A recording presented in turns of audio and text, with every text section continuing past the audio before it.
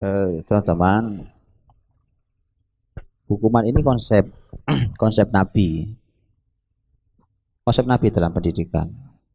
Tadi saya sudah bilang, terlepas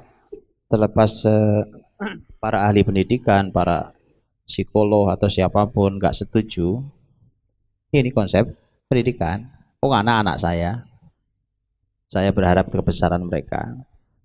Oke, sehingga itu makanya asal kita ketahui ilmunya nggak usah ragu. Pembahasan hukuman dalam pendidikan Islam itu pembahasan panjang, Pak. Panjang. Saya biasanya perlu waktu 2 jam untuk menjelaskannya. Hukuman dalam pendidikan Islam. Tapi saya coba ringkaskan sebagian ya.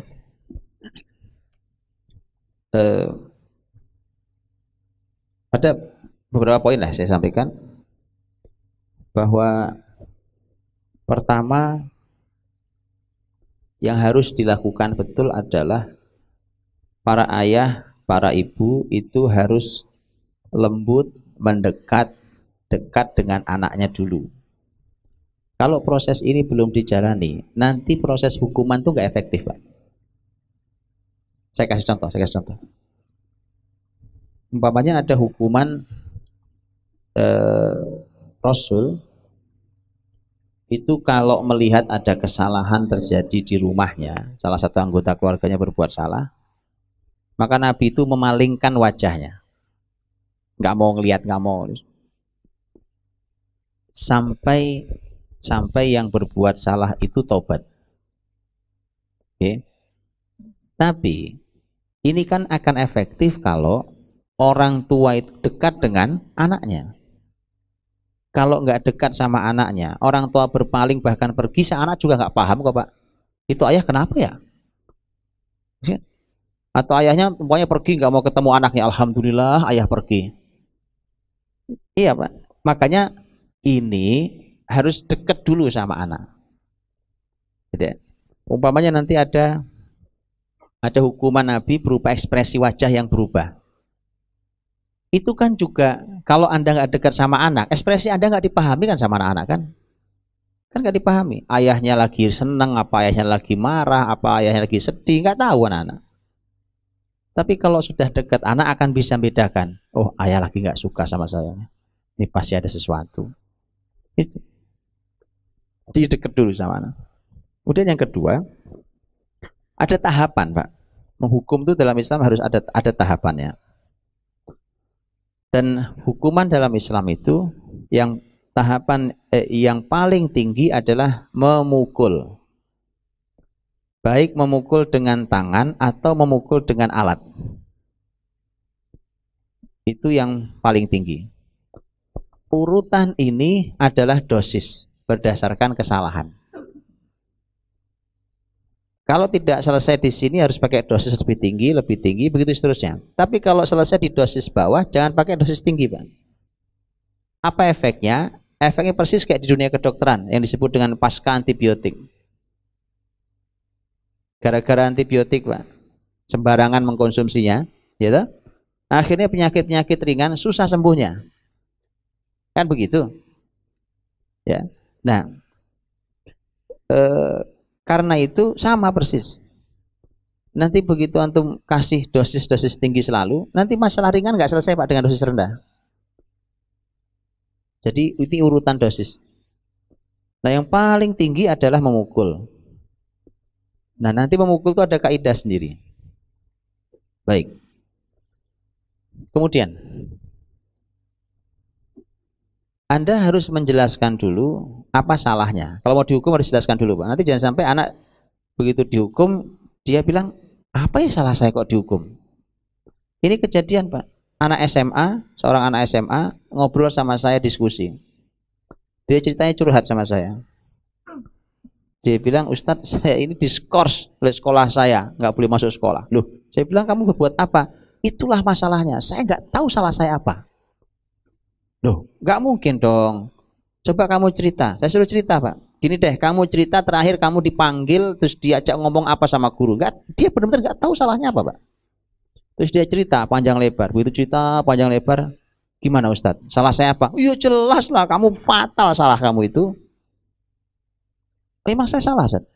Kamu tuh salahnya fatal. Oh gitu, Ustaz. Itu anak SMA, Pak. Gak ngerti apa salahnya. Terus dia tanya, apa salah saya? Saya jabarkan. Oh gitu ya, Ustaz. Itu salah ya. Saya bilang salah. Dalam Islam itu salah. Terus dia bilang, saya ini Ustaz, dari awal kan sekolah Islam, cuma saya nggak tahu kalau ini salah. Itu Pak, ngeri nih. Ya, jadi mohon jelaskan dulu. Sebelum menghukum, jelaskan dulu salahnya apa. Oke.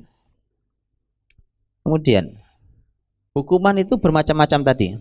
Ya, segala macam tadi. Nah, karena yang paling tinggi memukul, maka mari kita bahas tentang tema memukul. Para ahli ilmu pendidikan Islam mengatakan memukul itu ada syarat-syarat yang harus diperhatikan. Di antaranya, pukulan ini tidak boleh diberikan pada anak di bawah 10 tahun. Kalau yang lain boleh, Pak, di bawah itu. Tapi juga harus hati-hati. Umpamanya begini, anak yang belum waktunya menjalankan hal itu, kemudian antum hukum karena tidak menjalankannya, itu salah. Maksudnya apa? Lihat contohnya. Nabi Shallallahu Alaihi Wasallam, contohnya tadi bicara sholat bawahnya ya. Sholat itu kan oleh Nabi, muru auladakum bis salati wahum abna 7 sinin, 7 tahun baru diperintah sholat. 7 tahun tuh belum bisa dihukum, Pak. Kalau dia belum sholatnya belum benar, namanya baru latihan. Baru latihan 7 tahun itu, Pak. Baru mulai. Nanti masuk saya jelaskan detail di sana.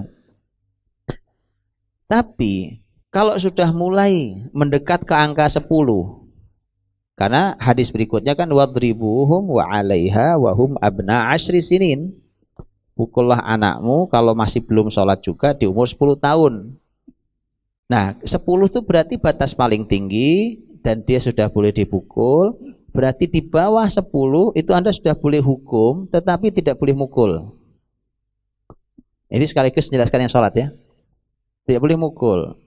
Pukulan lain boleh tadi memalingkan wajah, ekspresi yang berubah, menjewer, mencubit, tapi tadi ya tidak boleh memukul sebelum 10 tahun.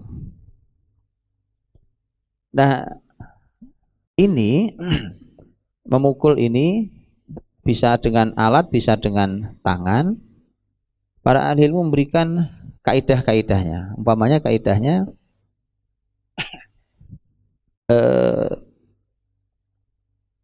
memukul, tentu dalam kalimat para ulama memukulnya itu ghaira mubarrih, tidak boleh mencederai.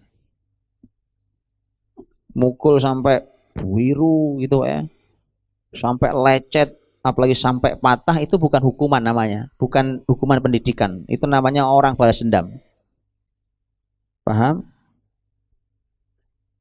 Jadi ada aturannya. Karena ini hukuman, maka ahli ilmu mengatakan juga begini. Kalau Anda pakai alat, alatnya juga nggak boleh yang lembek. Kalau lembek dia nggak keras hukuman, ketawa dia. Apalagi anak Anda latihan bela diri di ban hitam. Oke?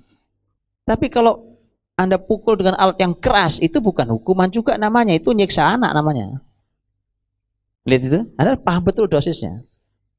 Mana yang dia bisa rasakan, tapi tidak boleh mencederai, tidak boleh. Kalau sakit ya terasa, nah dipukul sakit, Pak. Nah itulah, justru sakit itulah hukumannya. Tapi tidak boleh sampai membekas di kulit, mencederai di kulitnya sampai ini. Makanya para ahli ilmu mengingatkan agar hati-hati di bagian tubuh yang sensitif dan bahaya. Tidak boleh.